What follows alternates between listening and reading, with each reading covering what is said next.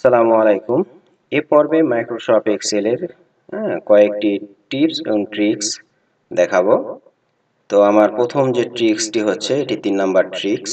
সেটি হচ্ছে যে সাপোজ আমি এখানে কোনো সেল পয়েন্টার রয়েছে, যেমন আমার G2 সেলে আমার সেল পয়েন্টার রয়েছে, দেখুন G2। তো আমি নিচের যে সেলটা রয়েছে এই সেলে যেতে চাই, তাহলে আপনি জাস্ট কিবোর্ড থেকে এন্টার কি প্রেস করলে নিচের দিকে যেতে পারবেন। সাপোজ আমি এখানে কিছু ডেটা রয়েছে, আমি যদি এন্টার চাপি দেখুন যাচ্ছে। তা আমি যাচ্ছি উপরের সেলে যেতে যাচ্ছি, সেক্ষেত্রে আপনি এন্টার চেপে যেতে পারবেন না, শিফট চেপে থেকে এন্টার চাপুন, দেখুন উপরের দিকে যাচ্ছে। তাহলে সেল পয়েন্টার আপনি উপরের দিকে নিয়ে যেতে চাইলে শিফট এন্টার, এবং নর্মালি যদি এন্টার চাপেন তাহলে সেল পয়েন্টারটা নিচে যাবে, একটা সেলের নিচে যাবে। এরপরে যদি আপনি ট্যাব চাপেন তাহলে পাশের ঘরে যাবে, ডান সাইডে সেলে আপনার সেল পয়েন্টারটা মুভ হবে। এরপর শিফট চেপে থেকে ট্যাব চাপলে বাম সাইডে আপনার যে সেল পয়েন্টারটা রয়েছে সেটি মুভ হবে। আশা করা যায় বুঝতে পারলেন যে এভাবে সেলটা কিভাবে এক স্থান থেকে অন্য স্থানে মুভ করবেন। এটা একটি ট্রিক্স। আর ট্রিক্স নাম্বার যে 4 নাম্বার যে ট্রিক্সটা, সেটা হচ্ছে যে এখানে একটি রেঞ্জ রয়েছে। সাপোজ আমি ফেব্রুয়ারি যে লেখাটা রয়েছে এই সেল পয়েন্টারে সেলে সেল পয়েন্টারটা রয়েছে D2। আমি চাচ্ছি এই রেঞ্জের লাস্ট মাথায় আসতে যাচ্ছি, অর্থাৎ টোটালের যে লাস্ট যে সেলটা রয়েছে এই রেঞ্জের টোটাল নামে যে লাস্ট সেল আছে এই সেলে আসতে যাচ্ছি। সেক্ষেত্রে আপনি কিবোর্ড থেকে কন্ট্রোল ডাউন অ্যারো কি প্রেস করবেন, তাও চলে আসবে। উপর রেঞ্জে যাবেন উপরের সেলে, তাহলে কন্ট্রোল আপ অ্যারোতে ক্লিক করবেন, উপরের সেলে চলে আসলো। এরপর আরেকটি ট্রিক্স ফলো করবেন। সেটি হচ্ছে যে আমি চাচ্ছি এই যে বর্ডারটা রয়েছে সেল পয়েন্টারটা, আপনি একটু খেয়াল করুন যে এই যে এই বর্ডারের ওপরে মাউস পয়েন্টারটা নিয়ে যাবেন। মাউস পয়েন্টারটা নিয়ে জাস্ট ডাবল ক্লিক করবেন, দেখুন নিচের রেঞ্জে চলে আসলো। আবার সেল পয়েন্টারের উপরে যে বর্ডারটা রয়েছে ওর উপরে ক্লিক করবেন, তাহলে উপরের রেঞ্জে চলে যাবে। তাহলে আপনি এবার মাউস দিয়েও করতে পারেন অথবা কিবোর্ড দিয়েও আপনি একটা রেঞ্জের শেষ মাথা এবং প্রথম মাথাতে যেতে পারেন।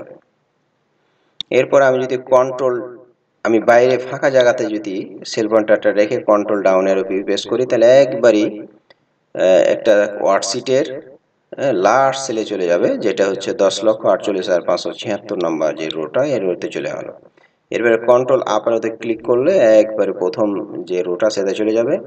কন্ট্রোল ডাউন রাইট অ্যারো চাপলে একবারে ডান সাইডে চলে যাবে, 16,384 নাম্বার যে কলামটা রয়েছে এটাতে যাবে। কন্ট্রোল লেফট অ্যারো এভাবে করে, তাহলে আপনি একটা সিটের চার সাইডে আপনি এভাবে মুভ করে নিয়ে যেতে পারবেন। আর একটা রেঞ্জের ভিতরে যখন থাকবে control down arrow up arrow এভাবে যদি চাপেন, সেই ক্ষেত্রে আপনার কিন্তু ওই রেঞ্জের ভিতরেই সেলটা মুভ হবে। আমি যদি কন্ট্রোল লেফট অ্যারো চাপেন তাহলে এই রেঞ্জের বাম সাইডে চলে আসলো, এবং কন্ট্রোল রাইট অ্যারো চাপলে এই রেঞ্জের ডান সাইডে চলে আসলো। তো আশা করা যায় বুঝতে পারলেন, এটা একটি ট্রিক্স। এরপরে 5 নাম্বার যে ট্রিক্স হচ্ছে, সাপোজ আমি কোনো একটি শেপ নিলাম বা কোনো একটা ছবি নিলাম, এগুলো আপনি আর একটি ডুপ্লিকেট প্রয়োজন, যে আপনি কন্ট্রোল সি কন্ট্রোল ভি না করে, কন্ট্রোল সি কন্ট্রোল ভি এভাবে না করে জাস্ট শেপের ওপর শেপটা সিলেক্ট থাকছে কন্ট্রোল ডি চাপবেন, তাহলে দেখুন ডুপ্লিকেট হয়ে গেল। মানে আপনি কোনো কিছু ডুপ্লিকেট করতে চাইলে আপনার কন্ট্রোল ডি চাপবেন। ধরুন কি যে আমি 100 আমি এই এরিয়ার ভিতরে আরো চাচ্ছি, তাহলে আপনি প্রথম সেলে একবার 100 লিখবেন, এরপর প্রথম সেল সহ নিচের সেল যে সেলগুলোতে নেবেন এই অ্যামাউন্টটা, সেম অ্যামাউন্টটা, তাহলে সিলেক্ট করবেন, সিলেক্ট করে কন্ট্রোল ডি চাপবেন, দেখুন আপনার সে সেলগুলো চলে আসলো। এরপরে সাপোজ আমি যাচ্ছি এই দুইটা যোগফলটা আমি এখানে নিব, তাহলে আমি যোগফলটা নিলাম সাম, এভাবে করে যোগফলটা নিলাম। এরপরে যোগফলটা সহ নিচের দিকে ক্লিক করে কন্ট্রোল ডি চাপবেন, দেখুন সেই যোগফলগুলো চলে আসলো। তো এইভাবে করে কন্ট্রোল ডি এর ব্যবহার আপনি এভাবে কাজটা করবেন। এরপর আরেকটি ট্রিক্স, লাস্ট যে ট্রিক্স নাম্বার হচ্ছে 6 নাম্বার। 6 নাম্বার ট্রিক্সটি হচ্ছে, সরি আমি এগুলো ক্লিয়ার করে দিই। আমি যদি কিবোর্ড থেকে কন্ট্রোল স্পেসটা চাপি, দেখুন কলাম সিলেক্ট হয়ে গেল, পুরো কলামটা সিলেক্ট হয়ে গেল। এরপরে যদি